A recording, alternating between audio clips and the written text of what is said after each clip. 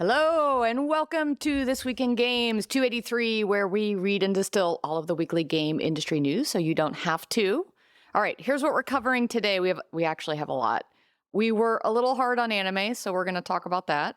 Baseless speculation about Applovin. I'm excited to tell you guys what a little bit of birdies told me when I was at Gamesbeat.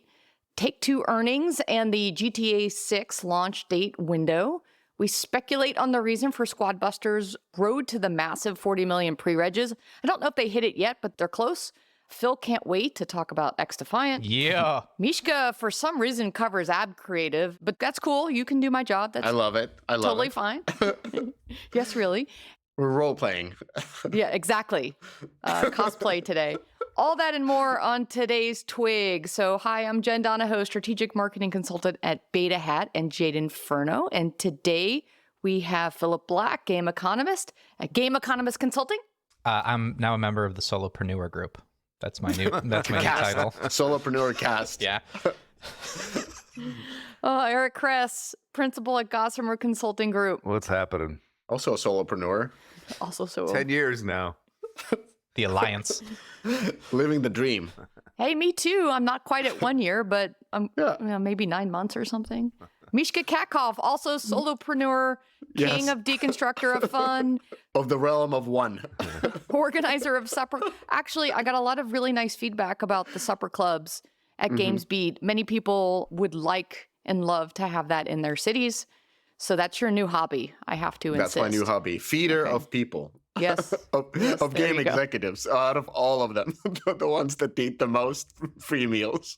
So Gamesbeat LA was put on the last couple of days, Monday and Tuesday.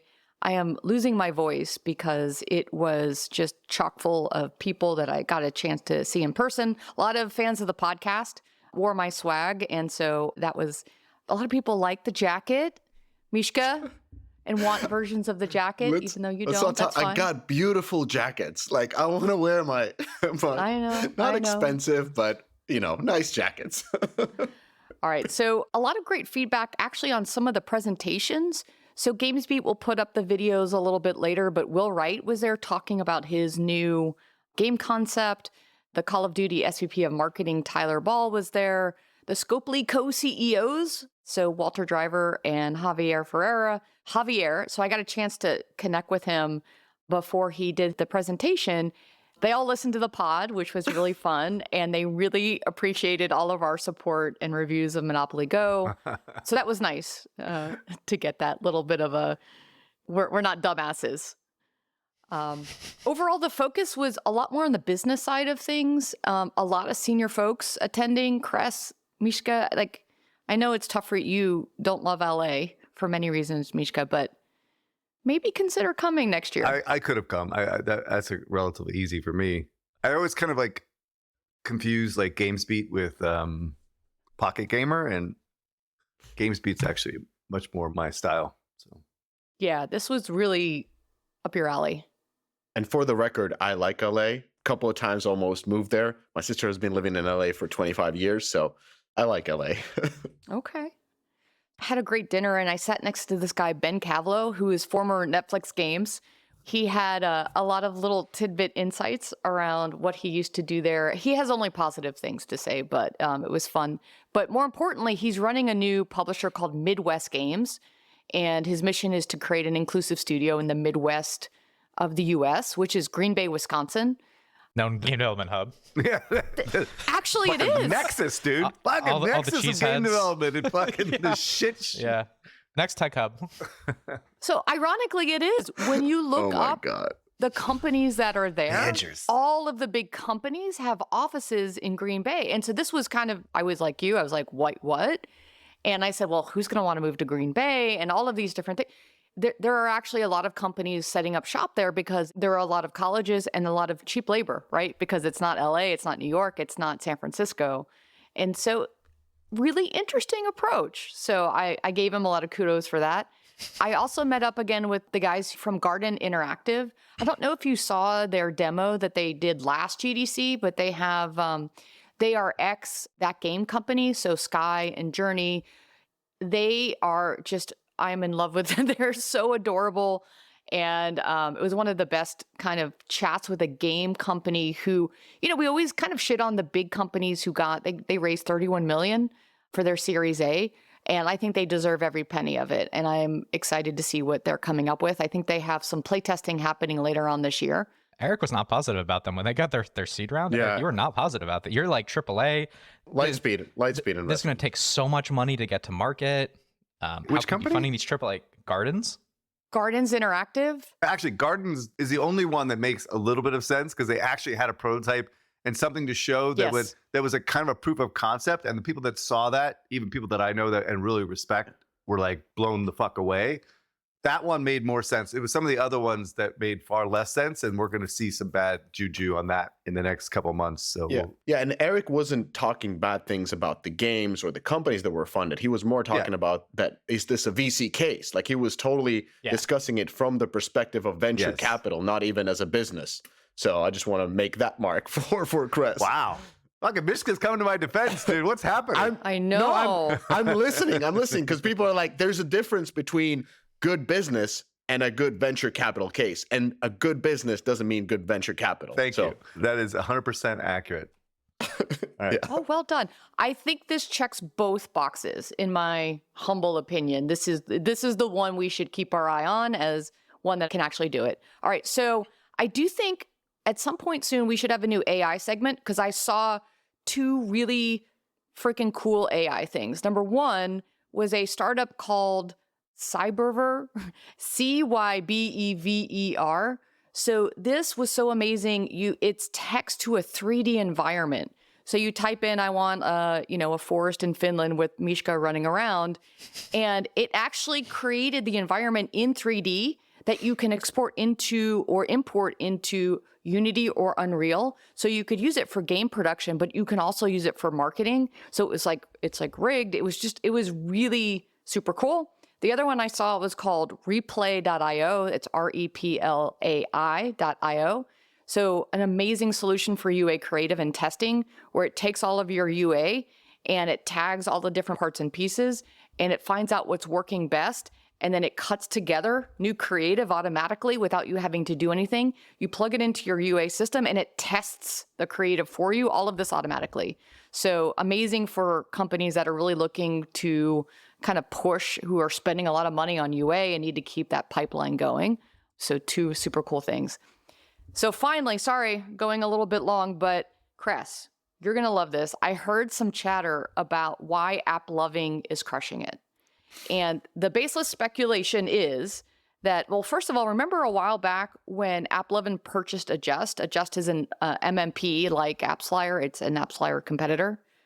So now we were all like, oh God, the person selling the UA now has the system that measures and allocates people to that system. Seems like a little bit of a conflict of interest, right?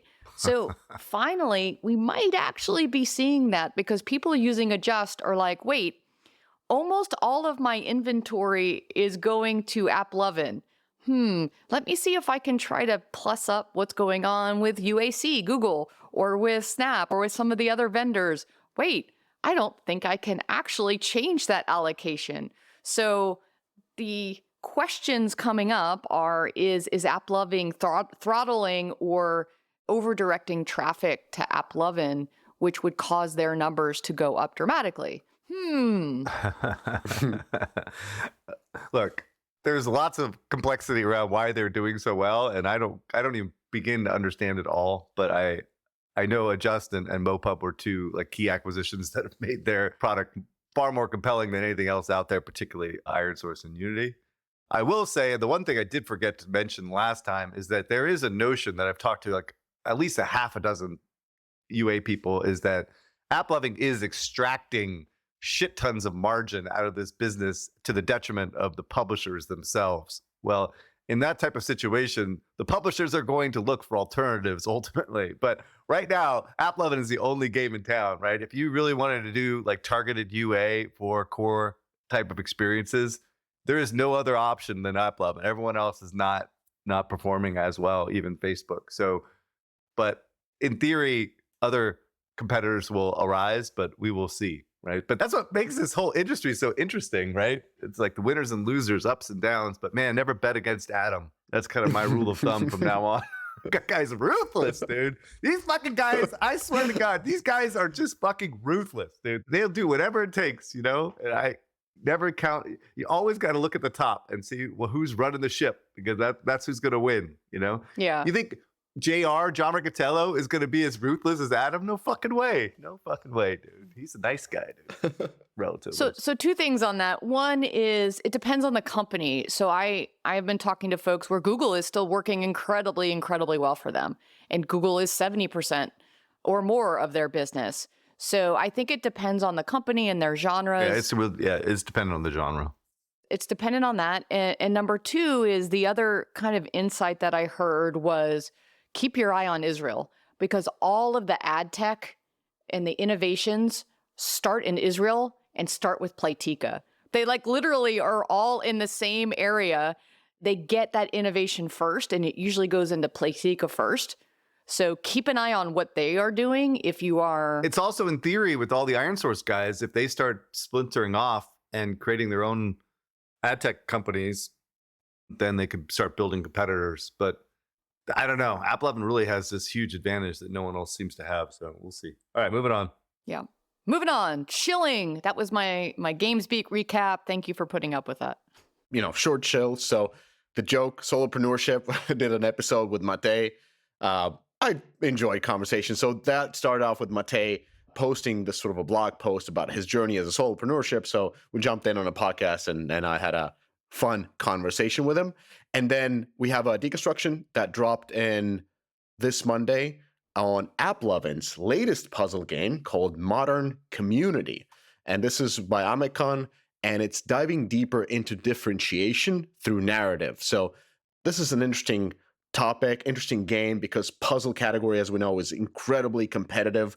And it seems like these new innovations are on the product side as much as they are on the marketing side. So previously we had that merge game, Merge Gardens, that kind of innovated through creatives and brand and really invested into IP. And now we got a piece that is focusing more on narrative and very much like Sims take on it.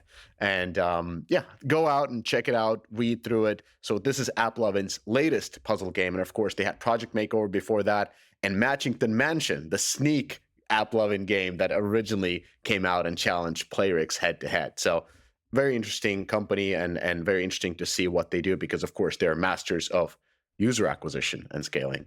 So let's put it that way. Corrections, anybody? Oh, Jesus. Fucking hell, dude. There's a couple of doozies this week, right? First off, I was complete fucking moron about the Eurovision thing. Clearly. They were the original music competition. They started in 1956, for fuck's sake, right? Some of the big stars that came out of it were Olivia Newton-John, Julio Iglesias, ABBA. Fucking ABBA, dude. ABBA. Celine Dion. Loreen, I don't know who the fuck Loreen is, but anyway. I added that in. Oh, did you? Two-time female winner, Sweden. Asshole. What are you talking about? She just won the... Oh, jeez. I only can blame my complete ignorance about European culture, which obviously is partially due to my ethnocentric upbringing in America. I apologize to all the Europeans out there. You guys are the OG music competition with Eurovision.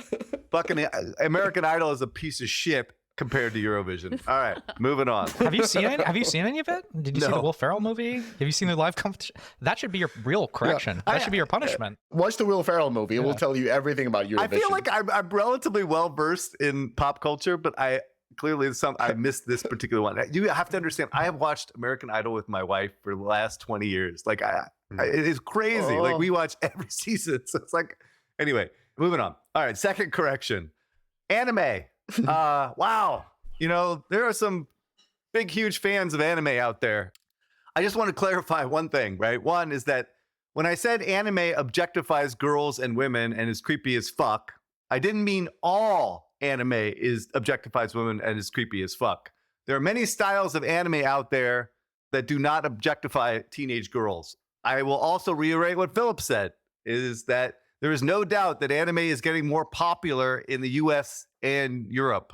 Now, I don't have to be happy about that, but that is absolutely truth. So again, not all anime objectifies women. I get that. There's lots of different types of anime out there. I just want to jump in and say I am very thankful that our audience gives us feedback, especially when we are right. I had lots of kudos at Gamesbeat. And when we're wrong, I appreciate that people take the time to do that. And I think we do a good job of clarifying where we're coming from, that we make sure that we are clear that we're not representing, everything about a topic that we're covering, because again, we are just a bunch of yahoos who are not journalists, who do not look at everything from both sides, and we try to make an entertaining podcast. Right. And so I think on this particular topic, we may have come across as a little bit one-sided, and I think that we did a good job, and now you just said it, and explaining that, hey, this is, and for me too, this was like a one particular instance of an over-sexualization that I actually found a little bit offensive. But I grew up on anime too, Gatchaman and Star Blazers and all kinds of stuff. So just like anything, we don't want to be offensive. I would have never brought it up. The only reason was to dunk on Ethan, right? That's like that's the fun part, right? Like when Ethan gets on board, it's always fun to dunk on him. So I apologize for anybody that I offended on that side of it. Clearly, anime is a up and coming genre in the West. All right, moving on. All right, moving on. All right, so lots of earnings. So Take-Two, I wanted to cover them first. So the big news there is that GTA 6 is coming out in fall of 25. So everybody, I am so sorry. We are going to have to wait quite a while, but at least we have the window. Now, what was interesting too is it did slip outside the window that everyone thought it was going to be in. So what was interesting there is that they posted a loss of $2.9 billion in their Q1 period. So it said it included a $2.18 billion goodwill charge. I wish I could have that much goodwill in my pocket. Kress, can you explain to me what the hell this means? Because this is a hell of a lot of goodwill. Look, basically, in essence, it's a premium over book value, and it's an accounting term. It means fucking nothing. You basically exclude it from all calculations around earnings. It's not a cash expense. It's an accounting expense. So it's like a one-time write-off, and it should be basically ignored. Okay. So, but what was fun for me, especially, was seeing what was working. They did list a bunch of different things, and a lot of that included Zynga. So driving net bookings for the quarter were NBA 2K24. NBA, by the way, they are crushing it. Kudos to them on the sports side. We always think of EA as the sports home, but they actually, I think, lead and exceed EA on a couple of aspects of what they do with the NBA franchise. So that sold over 9 million units. Grand Theft Auto Online still continues to chug along. GTA 5, Toon Blast, Empires and Puzzles. Like that's an 8 or 9-year-old puzzle RPG that's continuing to work for them. Red Dead Redemption 2, Red Dead Online, WWE 2K24. WWE, super interesting. They moved to Netflix. So I think as someone who worked on the toy line and games for that franchise, I think you're going to see an uptick there because of the distribution they're going to get globally from moving to Netflix as a platform. Match Factory, Words with Friends, another like OG game, Merge Dragons. Kress, a lot of Zynga titles in here. No, I mean, right? I'm telling you, like they're back to growth finally after like 2-year hiatus of 15 to 20% declines in in-app purchases, according to every other data source out there. So this year has been a big year for them, particularly Match Factory, which is probably going to be close to almost 200 million this year. Well, maybe a little less, but we'll see. And then they're reinvesting in Toon Blast. I will say one comment on this move for GTA is that it's not a great move for the industry, really, right? Because they're basically putting it in the same window as the rest of the holiday games. Much better if it was coming out in May or something like that, but we're not going to have that luxury, unfortunately. And then it also will coincide in theory with the Switch release as well, but not ideal. But I thought I talked about this in the podcast before. It was pretty clear that it wasn't going to come. There's some issues with the game development. So yeah, I thought we were speculating it was spring of 25 based off of early indications, but it looks like. So Strauss has literally like delayed this thing in the last 4 quarters, right? He has basically, they have like revised guidance 4 times because of where this thing is going to land, right? And so they basically suggested it was coming out by March, but I knew it wasn't coming out by March. I expected it to be in the June quarter, hopefully early. as early the better, right? For No, I think it's very astute for you to say that it pretty much screws everybody else out of a holiday sale. It's kind of what Helldivers is doing. They sucked a little bit of the oxygen out of the room for a number of the other titles right now because everyone's playing Helldivers. So I think some other titles might have been impacted by that type of behavior. All right. Ubisoft. Okay. Performance was driven by Rainbow Six Siege and Assassin's Creed. Star Wars Outlaws is coming on August 30th. The preseason of free-to-play for XDefiant. Yeah, Phil? XDefiant. This is like, what is it, the similar Ronaldo does? He does like backswing, scores a goal. That's going to be me with this title. I'm trying to get out. All right, so the preseason starts on, yesterday, May 21st. Assassin's Creed Shadows is set to launch in November. This is the one set in Japan, if I remember correctly. They are focused on two core verticals, open world adventure and games as a service native experiences. This is what they're saying their strategy is. So as part of the ongoing cost reduction plans, Ubisoft has halted development of The Division Heartland and reallocated resources to XDefiant and Rainbow Six. Rainbow Six is way up. Yeah. I'm pretty bullish on their products this year. I think their pipeline is relatively strong, but they still have way too many people in that company. So. Oh, I took that stat out. I think it was like 21,000 employees. Yeah. They actually have more than EA. There was layoffs of like 30 people in Paris. Like I remember we covered that in the news. They have 30 people Out of like 30. 10,000 that don't, come on, dude. They got to cut that whole fucking, I told you a million times, cut that whole goddamn office. They don't need any of those people. Eric was being positive about Ubisoft, so I found the trigger. Fucking Paris, dude. God damn it. Ugh. All right. Is this where you want to mention your LinkedIn article? No.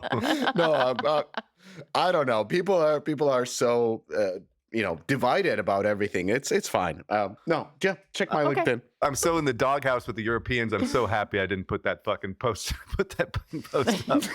I shouldn't even have liked it. I shouldn't even have fucking put my like on it. Yeah. No. Phil and I will be deported from socialist countries any day now. Any day now. So I saw this article on Financial Times, the type of magazines that I read, and it was just showing the working hours from the 70s to today, and there were some countries chosen, of course, U.S. and certain European countries, OECD countries, EU in general, and it was showing that Europeans work consistently less and less than other peers and OECD countries in general, especially Germany was pretty much collapsing. And that article really wrote about more the importance of keeping up in productivity with other countries.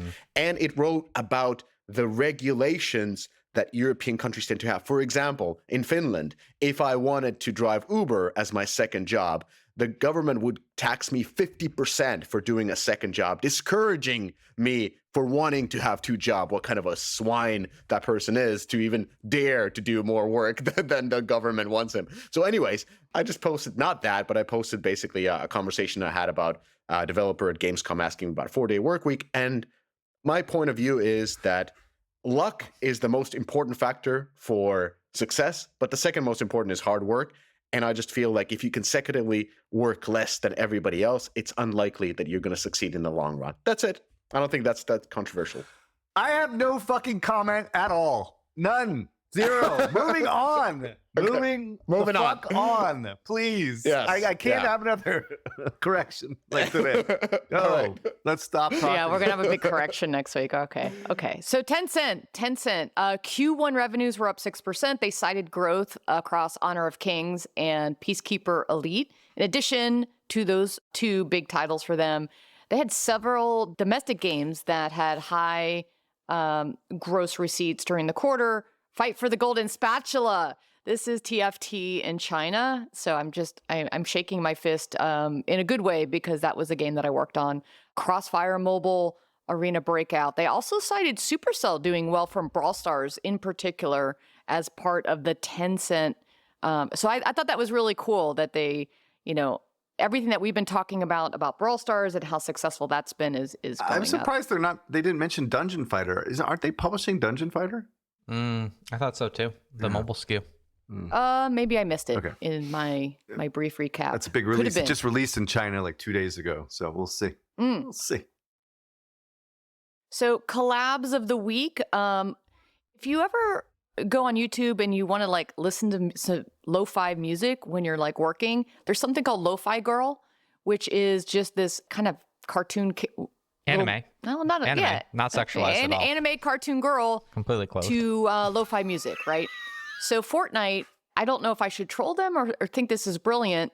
It looks like they're digging deep. Like Lo-Fi Girl is showing up in Fortnite. So they're actually creating a character for her.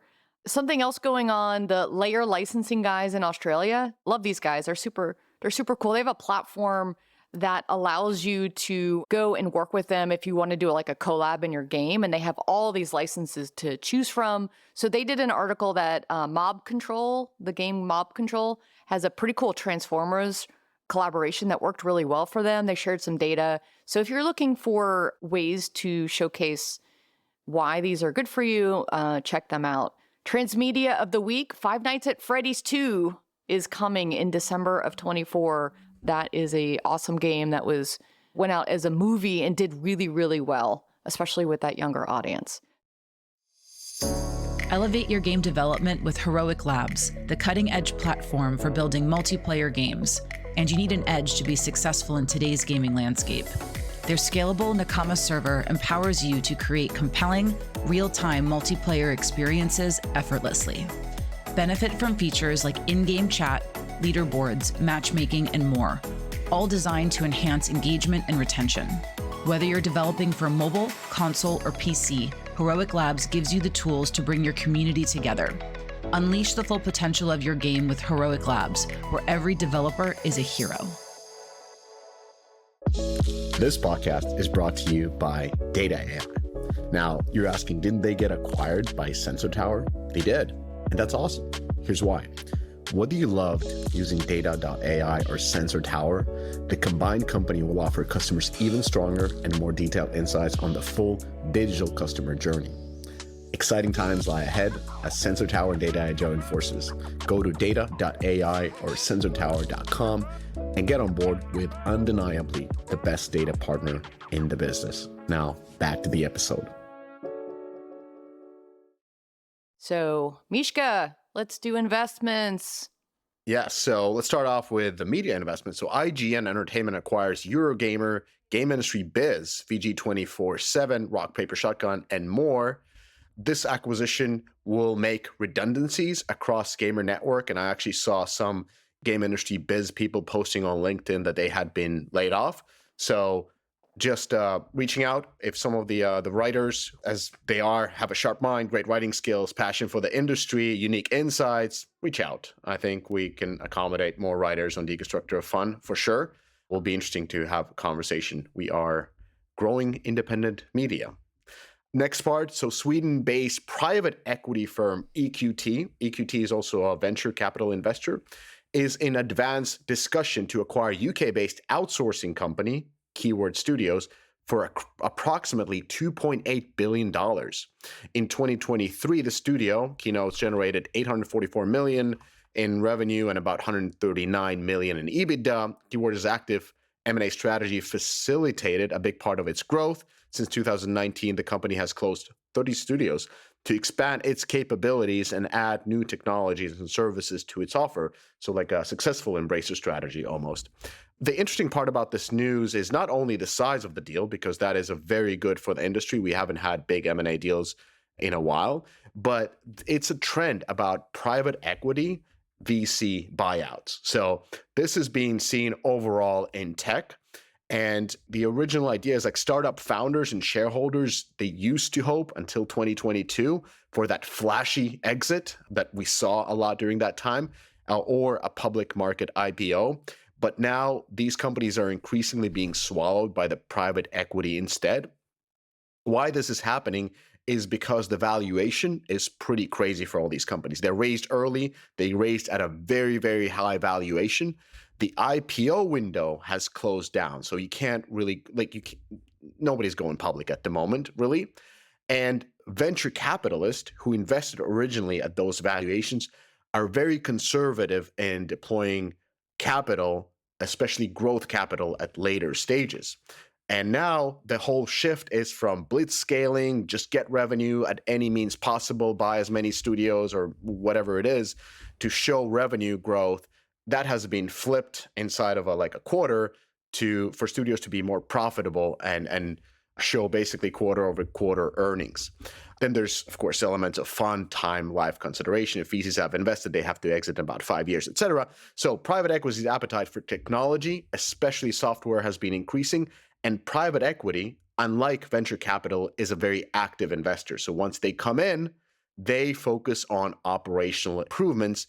So what they do is they acquire a lot of studios and kind of create an entity that then can be IPO'd for a higher value. But this is not the type of an investor that sits on the sidelines. They will make hard cuts and big changes to really right-size the business with no hand-holding at all. It's a ruthless investor. All right, one clarification here. This is not an Embracer strategy. These guys are outsourcing game development. So they are basically hired guns to help facilitate development amongst other studios. They're not creating their own content and publishing it. So this is a completely different strategy. There are very few of these outsourced developers left. Keyword's clearly the biggest ones, and they've been aggregating so many different companies over the years. So I'm actually kind of interested in what the private equity, what their strategy might be for something like this, but they provide a good service for the industry. So yeah, squeezing the outsourcing market for sure, finding something. But and I meant by the way, by Embracer, I meant that they successfully acquired 30 studios in a short amount of time without, losing their ass in profits and cost on depth. So that was my point, only aggregating that or rolling in. Other investment news, US-based game developer Midsummer Studios has raised $6 million in seed funding round led by Transcend. The fund will fuel the development of the new modern life simulation game, The Sims Style. So this is an interesting company because it was founded by Firaxis developer Jake Solomon and Will Miller, who were behind XCOM and Civilization games, among others. So legendary game makers are yet again starting a new studio. Very interesting to see what they will build. So brilliant. Like Sims has just been sitting there getting fat, growing, owns a unique demo. I think Paradox is actually taking the next shot at trying to get into the Sims market. But like that thing is ripe. Love to see another competitor. Go for it. Yeah. In 2022, they would have gotten like a $36 million seed. But now we're in a new reality. It's only 6, and that keeps the valuation in check. So very interesting stuff. UK-based PC and console developer Steel City Interactive has raised $19 million in founding round led by Novador with participation from LVP and other investors. The fund will fuel the development and release of the company's debut boxing game, Undisputed. Phil is showing his cat. This is the best investment news of that I enjoyed thoroughly. US-based esports company FaZe Media has secured an $11 million investment from Matt Kalish, who will also join the board of director of the newly established entity FaZe Clan organization. Kress, how did FaZe Clan's IPO go? To do what? Yeah, what do they do? Why What is is this this? not Do a they story? sell energy drinks? It's over. What are these? This is worse than Web3. So if people remember, FaZe Clan IPO'd during the last frothy window of the frothiness of 2022 or 2021. Then the stock collapsed by 98%, and they were acquired for $17 million. But before that, their valuation when they SPAC'd was $725 million. So what did they kids sell? Don't buy SPAC. How do they generate revenue? Merch, dude. It's all about the merch. Come on, So they man. just sell T-shirts. They're trying to it. IPO as a T-shirt maker, a T-shirt printer. Just look at the stock graph. That stock graph, it's an image for disaster when you when you look at Wikipedia. It's a short and brutal run. Like that company evaporated incredibly fast. Anyways, Web3 Bonanza, I always want to raise this up. So US-based Web3 platform Param Laboratory has raised $7 million in funding round led by Animoca with participation of all the usual suspects. The fund will fuel development of Param's modular Web3 gaming ecosystem. And most importantly, the company recently hired Steve Young, former Activision Blizzard's consumer product head, as strategic advisor. They, for some reason, brought this as a big news. So this is also a way for you to earn side income is to be advisor at Web3 companies. Phil would know about that. I would love to do that. The thing is, they want to pay you in these tokens. It's just like, no, I don't want your funny money. It's fun. Pump and dump. What am I going to tell my mom when I'm like, hey, my made-believe money went to zero? Like, I can't tell anyone fine. that. Pay Phil in Dogecoins. I'm not going to do the next Web3 game, but there is another Web3 developer that raised. Let's just talk about Layoffs because that's more fun.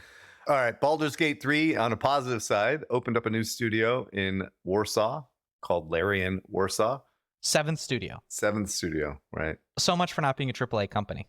Yeah, exactly. This is not an indie, guys. Just saying. I heard you this morning talking about the Helldivers guys and Palworld guys as being indies. I'm like, these guys are not indies. Oh my lord. Palworld is. No, it's Palworld's not. 50. It was they spent 50, a shit ton of money. They got tons of money from Microsoft. They had $7 million in funding, and they got another at least $12 million probably from Microsoft to build that game, if not more. 20 million to market is pretty impressive for a AAA title. Anyway, my point is that they're not indie. That's my point. Yeah. Okay. Yeah. All right. He's correct. Okay. Ubisoft reports 1,700 layoffs in the last 18 months. So this is part of their earnings release. They announced that they went from an ungodly sum to a less ungodly sum of employees in their company. So like from 20,000 to something under 20,000. So they have a lot more room to go. They're focusing on open world and games as a service games. Kress, can I say something about Ubisoft? So this is what I've heard, is that in Montreal, they used to have like this big building, about like 3,000 people, and that was called The Bench. So basically where you were in mid projects, you would just go into this building and you kind of had nothing to do, and there were thousands of people, and they would just kind of keep them. Like, this is what I heard. This might be absolute misinformation, but I clearly remember this being told to me. And somebody even mentioned the number 3,000. Like it was that type of a number. Just people kind of like between projects, just kind of like figuring out. You just have coffee and hang out. Like, what's the? Yeah. It was like entire gigantic building in Montreal. Might be not true. Please reach out if this is not true. But this was told to me. Did you ever watch that show Silicon Valley? Silicon Valley. Yeah, but imagine 3,000. They had like a couple of people on a rooftop in Silicon Valley. So on the show, they had a bunch of people who were kind of it used to be called the Aloha Suite, was like what we called it back in the day, when you were still employed by the company, but you didn't have anything to do because they couldn't fire you. And so on the show, they all went and like hung out on the top of a roof. So imagine there's an entire building in Montreal where people do this. Is Mishka's idea. I'm not sure. Somebody said it. Might be not true. Again, we are not journalists on this podcast. But reach out. If this is true, Kress is going to lose his shit. No. I'm more worried about the layers of assistants to assistants to assistants in Paris that actually don't do anything, right? That's at least they're game developers, right, in Montreal. All right, moving on. Yeah. Pixar, this is not game related, but Pixar cuts 14% of its workforce. That's relatively significant. Oof. And again, it's shifting back to feature films is kind of what they're talking about. And so this is a warning to those people that are doing subscriptions in video games. Subscriptions in traditional linear media are not doing too well, because part of it is that they're not going to be focusing on building things for the subscription service. They're looking for going back to feature films where the money is, right? The model doesn't work, guys. Just saying. Phoenix Labs, makers of Dauntless and Fae Farm, are closing down. This was discussed on the Slack channel.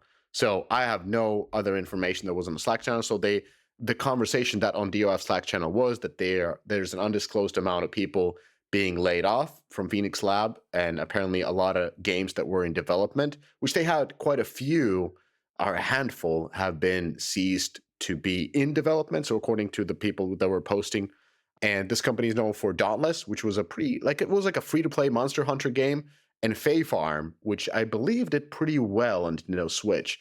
And then this company was acquired quietly, by a company called Forte, a Web3 platform that we have not heard much about. And this comes the news sometime after the acquisition. So that's all we know about this one. But they did not publicize that they were acquired by Forte. So that's all we know based on the conversation on Slack channel. And what I will say is that Dauntless was, by all measures, a very, very high quality, well thought out game. It just never really took off from a monetization perspective. I played it on all devices, PC, console, and Switch. I mean, tens of millions of dollars they spent on these games. Pretty crazy. All right, anyway, moving on. Yeah, and Garena acquired them, and then they acquired themselves back from Garena, and then they sold Forte. So it was an interesting story. Yeah. If it ends now, it's still worth learning. Yep. Step into the future of game monetization with Xsolla, the premier partner for game developers seeking to expand their reach and revenue. Xsolla provides a robust suite of tools designed to enhance user acquisition, manage subscriptions, and streamline payment solutions worldwide. Unlock new markets and maximize profitability through their customized, secure payment architecture and dedicated support team. Xsolla, powering game developers to achieve global success.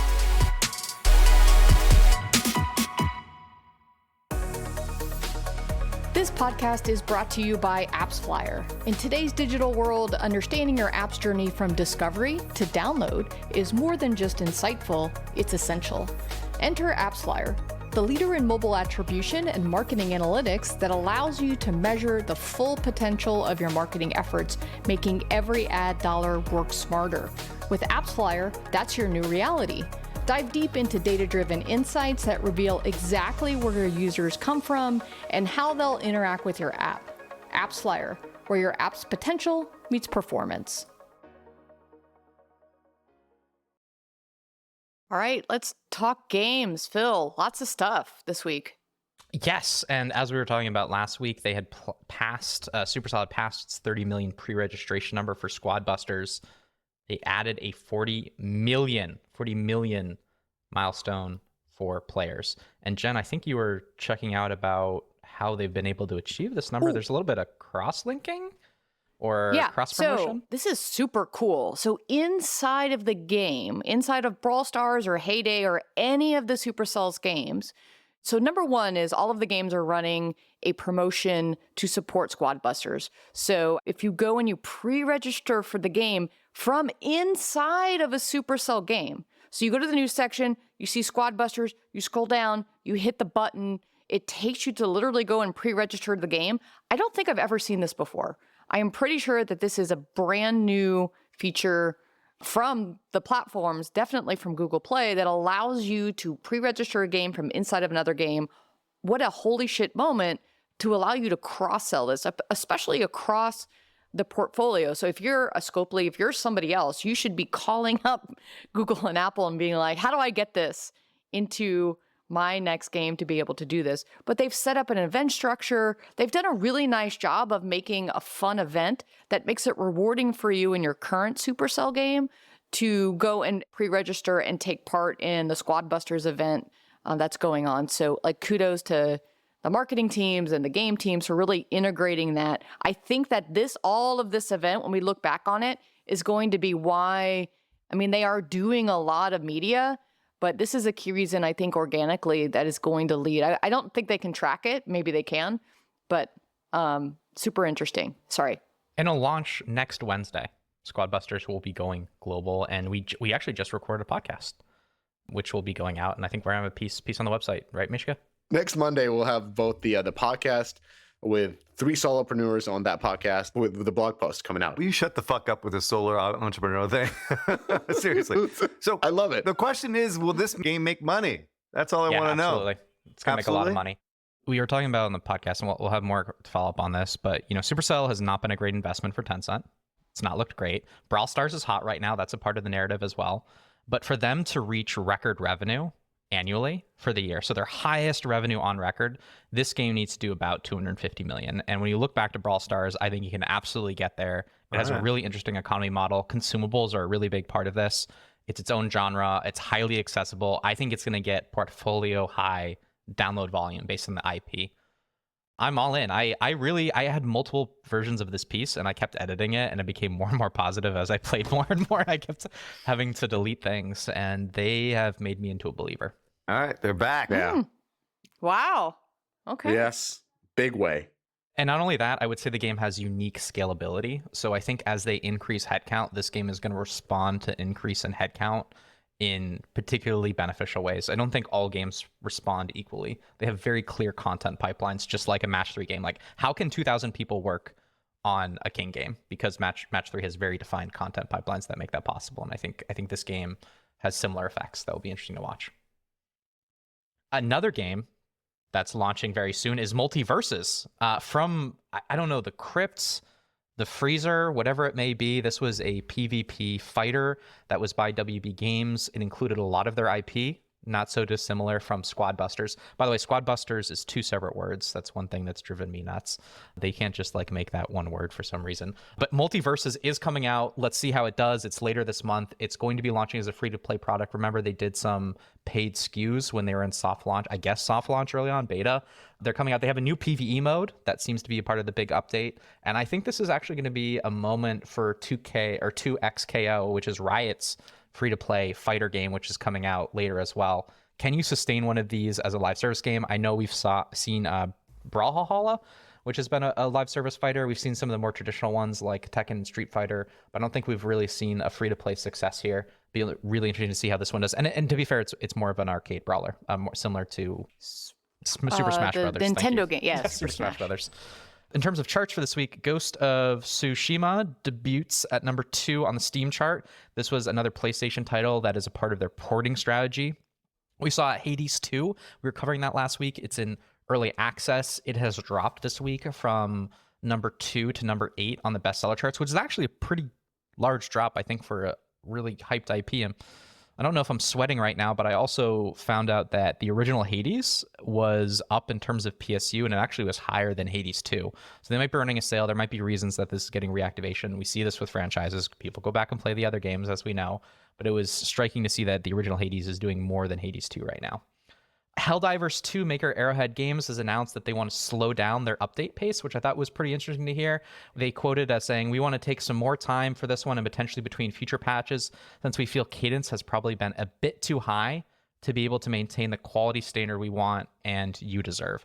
So it's really interesting just to watch this team try to do live service and try to build essentially the plane in flight. DAU is still declining. Let's see if this one can hold on. This still has a potential to be, a huge winner coming out of 2024. Brawl Stars looks like it might have a new revenue record in May. Let's see how they end up closing the month. It could maybe get to 40 million in net revenue. I think the question to ask now for Brawl Stars is, where is the ceiling? And so what I ended up looking into was the cumulative amount of revenue Supercell games have generated monthly since their individual launches. And there were a lot of surprises in that chart. But it's really a story about how well Clash of Clans has done. It's operated on another level in terms of lifetime revenue. Clash Royale has done exceptionally well, and it's really only recently that that game has had a major declines. And Brawl Stars actually has a long way to go if it wants to get to the hyper echelon in terms of long-run revenue as some of the other titles here. Let's see where Squad Busters slots into this. But, despite Brawl Stars doing really well, it has a long way to go to reach some of the other games' trajectories. Remember Love in Deep Space? This was one of the games we were talking about. It's a very interesting title with action RPG elements and also some dating sim elements. It's moved into 16th place in the worldwide top grossing charts, doing 9 million in net revenue. 60% of that revenue is from China, 6% is Japan, and here's the thing, 10% from the United States. Seeing some decent concentration, more than Japan. Now to be fair, we have more people in the United States, but still some decent penetration. And the last thing I'd like to do is a small prayer for Arclight, the game from Blizzard. We've been covering this for a little while. I just kind of wanted to say a small eulogy. This thing is absolutely dead. Last month, it generated very little amount of revenue. In April, it was 1.4 million. They apparently are still doing updates. I think they should just stop and just let one die. But Warcraft Rumble? Warcraft Rumble, excuse me, not Arclight. Yeah. Warcraft Rumble. Wow. Sounds like Hardly it should go to Netflix. It should go to Netflix games. That's what it looks like. Holy crap. Just remove microtransactions and ship it. I think there's a really interesting marketing story about why this IP did not translate to mobile. I think we've seen that a little bit more, especially with some Ubisoft stuff, but a lot of HD IP doesn't work that well in mobile. It's and the getting teams. It's not the IP, it's the teams. You think it's teams? Yeah. What was wrong with this game? This game felt properly staffed. No, it was Clash Royale copy. All the Clash Royale copies kind of died. Yeah, there's so many of them. Same as with Clash of Clans. This was too close. Actually, I'll look into this one. This is actually really interesting. Do you think the monetization design on this was strong enough if it was a different IP? Is that what you're suggesting? It proved to me that Blizzard could actually monetize aggressively. Like, there was some very high payment caps in this game. Yeah. Deconstruction can be found on the blog. I think a nice 30-pager of that game. And also, as you mentioned earlier, Dungeon Fighter, which has been like one of the top grossing games of all time. Correct me if I'm wrong, Eric. Yeah, on PC, particularly in the East, on PC has launched in China on mobile for the first time. Crazy hasn't been there. Dude, this thing's been in development for forever, right? It's supposed to be out years ago, but it's been held up because of draconian China law, right? So, but they're finally getting it out, and there's a lot of mixed reviews on it, but ultimately it's one of the biggest games in China, so it should do very well. All right. Why don't you continue with the xDefiant? xDefiant is out. This is by Ubisoft. This thing has been in development forever. And I mean, if you read some of the early media reports, there was, news that the executives were pushing it more to be like Call of Duty. Some people were resisting that. Ultimately, to give you a description of the game, it's an arena shooter, very similar to Call of Duty. I would say that a lot of it feels like it's basking in the nostalgia of the Black Ops franchise, which has been a little bit more hero shootery in the Call of Duty entries. It also has, health packs that you can use. It has a little bit more of that arcade element as long, with those hero elements. And this is, I guess, a free-to-play attempt to enter this market. It came out yesterday, and the launch was sort of a disaster. You were not able to play the game for the first couple hours. The matches were not able to connect. And this was, of course, on Ubisoft Connect. This is the only place you could get this game on PC, was Ubisoft Connect. For whatever reason, when you launch this new franchise that's free to play, and you want this to be a Trojan horse, you are going to limit it to Ubisoft Connect. Who has Ubisoft Connect running on their desktop? Why would you not put this on Steam, on EGS? Everyone has conceded at this point. It's just baffling to me. You could preload it. You could preload it beforehand, and I did that, but you could not find a match up to 8 hours before, during launch. I mean, that embarrassing, I think, for Ubisoft, embarrassing for Uconnect. So I don't have a big review for you guys because I couldn't get into most of the game. I couldn't play. I had the exact same experience. I really actually wanted to play a little bit. I actually did play one round, and it feels like a poor man's Overwatch, but again, I need to play more, but the tech was all down. I think it's okay now. So maybe next week we can come back with some hot takes. What do you mean by poor man's Overwatch? The mode I played was exactly the same as a mode that it was in Overwatch. We were chasing something through the map and protecting it. And it's squad based. Payload, thank you. And it just didn't feel that great. It felt it's very meh.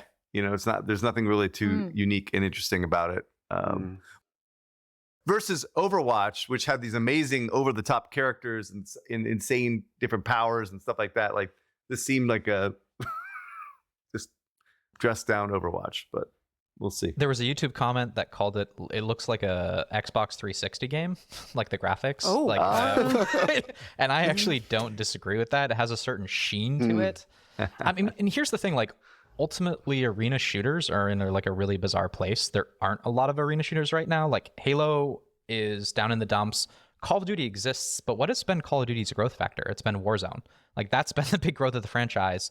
There have been attempts at this. So I looked at a game for a while called Shatterline, which is from a Ukrainian company. It's actually pre-released on Steam. They've really been looking for a publisher for a long time. They have executed on the core gameplay of Call of Duty to a really high degree. They have some of the character abilities. I think it's a really well-polished game. Maybe not well polished, but I think it functions really well. It has never really gotten the traction. So I don't really just understand this thesis of this game. Like, I understand going after free to play, but I don't understand going after arena shooters. Like, it's been what, 6 years since it's been in development. Like, maybe the thesis is just kind of like dried up. Yeah, and exactly.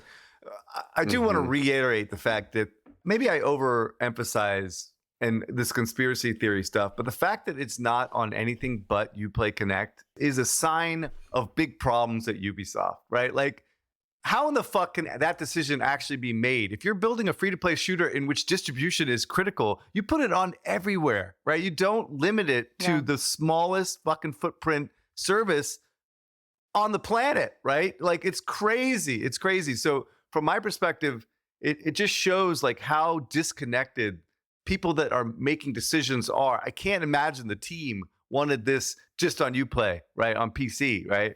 It's like they're making decisions from 15 years ago, what EA did. So, Kress, I don't know if you were still there when the EA created Origin, right? And then we're only going to launch EA titles on Origin.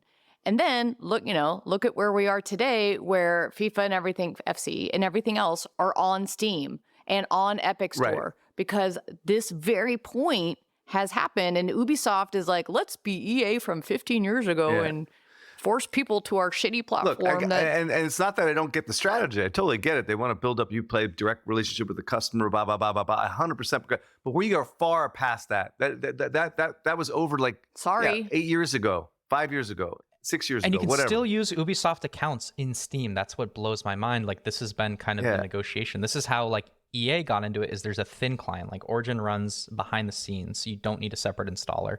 It runs as a part of the EXE in Steam. So anyway, this is the same thing with the Netflix thing. I wrote that article about Netflix, and everyone's all, this was just pure marketing. Doesn't mean anything. Doesn't mean anything for the games group. It's really? Are you guys that myopic in your thinking that it has nothing to do with the overarching strategy of the company, that they will allow this type of shit to happen? So in this case, the things that need to go wrong for this to happen, in which you're only on Uplay, are so profound that the fact that software as a service is a key strategy, and they're releasing one of their premier games on one fucking platform that no one gives a shit about, that's a problem, right? That's a fucking problem within the organization, that this decision is made, and that this is not, anyway. Question for you. So is it a rollout strategy? Is it, hey, we're going to do Uconnect for the first couple of weeks, see how it goes, and then roll it out to, I honestly don't know. If that was a strategy, maybe I could kind of understand that. But even, yes, that I actually will capitulate. That is actually a reasonable thought process, but I don't think that's the case. You want the biggest bang now. This is when the most interest is going to be. You're going to get people in, you're going to build, the zeitgeist around it. You get the, influencers involved. That doesn't make sense as a strategy anyway. But I could understand from a technical perspective. Clearly, they're having challenges. But anyway.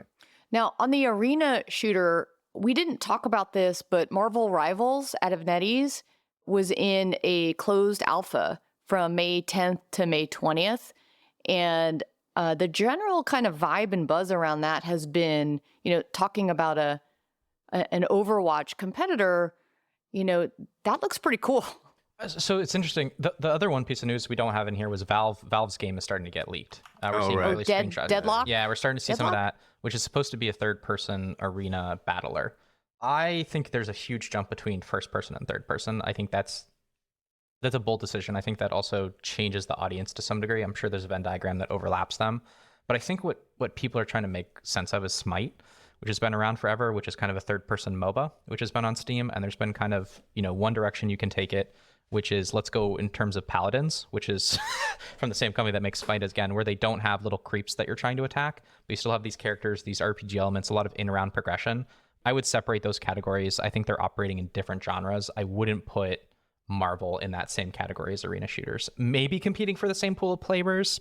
I don't know. What? Have you seen it? No, it's the same game. It is. Marvel Rivals? It's Overwatch in third person in a 6v6 arena. Yeah, with fucking superheroes, dude. It's pretty dope. Yeah. No, that team up. I'd and love to you... I gotta see the leaked video then. Yeah. There's a lot online about it, but I mean, this is directly going after. Marvel Rivals is actually an opposite point. When you look at this thing, you can see the characters are the star of the show, right? Like Overwatch. And so this is why, Ubisoft's game just feels flat, because the characters are not all that interesting. Free Call of Duty. Ironic considering it's from multiple different parts of Ubisoft's franchises. So when you play XDefiant, they have different factions, and the factions are different franchises. So they have Splinter Cell, which is, again, this is the third, by the way, this is the third multi-universe game we've talked about in this episode. if you want to identify some trends. Squadbusters, Multiverses, XDefiant. I guess you could probably even say Fortnite in an interesting way. No, we can no longer call it a metaverse. In fact, I was talking to someone from Epic, and they pretty much have banned that word from all use internally. But they have another way to talk about it, which was something like social persistence. So I think that there is something about how do you have a socially persistent environment where you can also have IP be persistent throughout that environment as well. So, in Fortnite, you can, when you unlock Luke Skywalker in Fortnite, you can also unlock Lego Luke Skywalker and other versions of that IP, which is metaversal, but within that experience. Anyway, Mishka, do you want to talk about ad creative?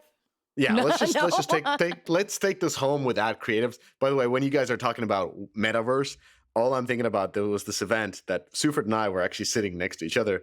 It was a small event with Iron Source or Unity back then, and then JR was given a presentation about metaverse, and I remember it was so high level.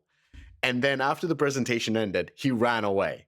He did not walk away. He ran away so that there was no questions. Because I remember Super was like, he ran away. He ran away. He kept saying. Those good times. I love the metaverse times. Even the book that you guys reviewed at one point. Those were good times. 2021, 2022. Good times. You know who really killed it is Mark Zuckerberg. Yeah. Everything that has happened with Facebook has just absolutely killed that idea. And not that idea was ever going to happen anyway, but I think, the idea of hey, let me have some characters from across different IPs inside of a game because that's really fun. The best execution, the only metaverse that exists today in a real way is Fortnite and Roblox. Those are actually mini metaverses in my humble opinion.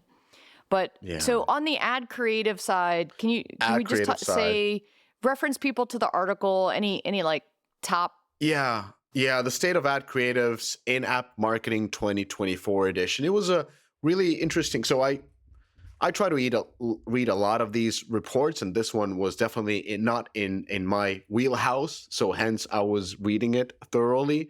So this was about ad creatives.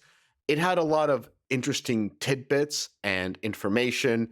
For example, going deeper into the hero creative concepts, where how many on average ad variants it requires to find that one, how much of the budget of the top publishers goes into the hero creatives versus the other ones, the role of creative strategists and use of AI in creative development, especially with the fast iteration pace and the need to have so many elements, as well as the use of AI when it comes to narrowing down funnel data or just going deeper in understanding how the ads work. That was covered. There was stuff about hyper casual games. I know Kress ran away as soon as we started talking about user acquisition, but interesting statistics. So IPM, which is installs per 100 impressions for hyper casual games, was 48, which is bananas. Half of the people that see an ad for a hyper casual game end up installing that. In contrast, when they showed the numbers for other genres, RPG was the lowest downloaded with an IPM of 3. So you need to show 300 ads to get basically 3 installs. That's the approach. Is it 1,000? Yes, 1,000? sorry, 3,000. You're absolutely right. Yeah. Installs per mil. So per 1,000 impression. Yeah. And then on the other one, I was surprised that Match has only IPM of 8. I thought that Match games were much more downloaded, but that really tells you why the CPI is so high, because CPI comes from CPM, so cost per 1,000 impression divided by installs per 1,000 impression. And so the installs per 1,000 impression is how interesting that ad is, how much it entices users to download it when they see it. There were a lot of interesting trends that they were talking about with these ads. Especially, they were kind of looking at 3 different ad variations. There was the UGC ad. So those are the annoying ad where there's sort of a fake influencer that is kind of talking about the game. Then there's the gameplay ads, of course, where you show the gameplay. And then there's animation ad, which are those expensive ads. And the whole point there was that they're seeing the best results where these are mashed up together. So it's not enough to just have the influencer. It's not enough just to have a gameplay, but influencer and gameplay, or animation and gameplay, or animation and influencer. So there was a lot of data on the mashups. And then finally, on the trend sides, it was an interesting report because this was from Appsflyer, but there was a participation from TikTok and SciPlay. So you kind of heard from a social platform, and you heard from a company, a social casino company that is doing a lot of difficult UA for casinos, of course. And then on the trend side, what they were saying is that the creators are becoming at the forefront of advertising. Interesting. So influencers. I'm basically saying that anyone with a story can find their audience. Accessible tools enable anyone to produce professional quality content. This is also something that TikTok is especially kind of spearheading with all kinds of tool sets for micro influencers, as they're saying. Then there was naturally the talk of all type of automation tools that streamline the task, fuel idea generation, integration of automation tools, really reshaping the creative workflows, creative optimization elevated to new levels. So the AI tools, basically. And then there was finally the counter trend that we're seeing, and that is the loss of human touch as you're adding so many of these tools. You're automating everything effectively. You're running all these tests, and that's beneficial for your speed and productivity and efficiency and the cost. But the overuse of AI risk God damn it! It risks that things look homogeneity. Homogeneity. Yeah. So number one is I think I lost my job. Congratulations to the new marketing expert on the podcast. That is Mishka. But number two is I think we, just like, AI is not going to take every artist's job in game development. AI is not going to steal all of the UA creative. This allows the team to have more time to go and innovate. And actually, I think this is great because the creatives that make UA creative are not like, fuck yeah, I grow up in life and I want to make UA creative as my job. But now, because UA is taking all of the boring shit out of the way for them, they can actually be more creative and be more innovative and come up with new ideas and spend their creativity on that versus I got to figure out like the 100th way to, what's the color of the fingernail on the hand that I'm putting on a match 3 ad. So that's the positive spin that I think we all need to think about when we think about these AI tools taking over the world, is takes the mundane stuff away from us, which is great, which is actually brilliant. Yeah, it's interesting when we think about, does the AI learn from the way you succeed in one company, that tool, that third-party tool, and then tell the other company, like, yeah, when you're adding the finger that does the match 3, the finger is going to be exactly the same because the AI knows that's the best way, and that's the homogenization of the homogenization. Yeah. No. So the answer is, when I went through the platform for replay.io, is kind of yes. They do look at your own creative, they match it against the industry creative, and they run the tests to see which, in the case of your specific game, does work the best. So there is a little bit of yes and no. Like they take it, but then they also test it. And so over the course of 5 to 10 weeks, you end up coming out of all of these tests, of these iterations, with top performing creative based off of like whatever that is that works for you. So I've been kind of like diving deeper a little bit into these tool sets. Like what AI has been doing is crazy. There's this one company called poolday.ai, and they create UGC videos in seconds. So those kind of like where a person is telling about a product, but they built their library by having hundreds of people, like actors coming in of different colors and sizes and forms and everything. And now they have this library, so you don't have to kind of interact between the creators because you kind of have them as an AI. And now you can instantly do infinite variations to find the creative. So just pointing out the same thing, Jen, as you were saying, is like this goes to everything, not only the animated ad, but also now UGC ad and the gameplay ads, and AI is really pushing the amount of creatives and how fast we can do them to find what works. Yeah, I think that's right. And I also think there is an element of paying creators. So the micro creators that you pay, whether it's through TikTok or other channels, is getting the rights to use that creative inside of your own paid UA, and just making sure you have the contracts to be able to do that because you're leveraging those humans who are making the content for their channels. So there's two elements. One is UGC with fake people, and that's fine. And the other is getting contracts done with real people who are micro influencers to then use, and you bump that with your own paid UA. Yeah. Sorry, Phil, you've been trying to jump in. No, go ahead. Yeah. I'm good. Well, you're good. You're good. Okay. I think we're all good. I think we're ready to wrap. Are we out of the muck? Marathon session? That was a little in the weeds for me, dude. All right. You almost fell asleep. You almost put you on your rocker. Yeah, we got a big marketing audience as well. They need to know what's going on. Dude, people love this stuff. Front. Got a lot of positive comments about Not my world. when we talk about these topics. Not my world. This is the other side of the battle. There's product, there's marketing. They go hand in hand. You can't just forget about it. All right. Well, until next week. Thank you, everybody. Later. You did it. You made it to the end of the episode. As a fan of the show, it would help us out if you subscribe and leave us a review on the podcast service of your choice. More importantly, are you a member of the Deconstructor of Fun Slack group? If you have 5 years or more of games industry experience, go to deconstructoroffun.com/Slack and apply to join. Join the games industry's best professional community filled with peers always willing to lend a hand. Or subscribe to our newsletter to get all the latest insights from the Deconstructor of Fun content creators. Thanks for listening.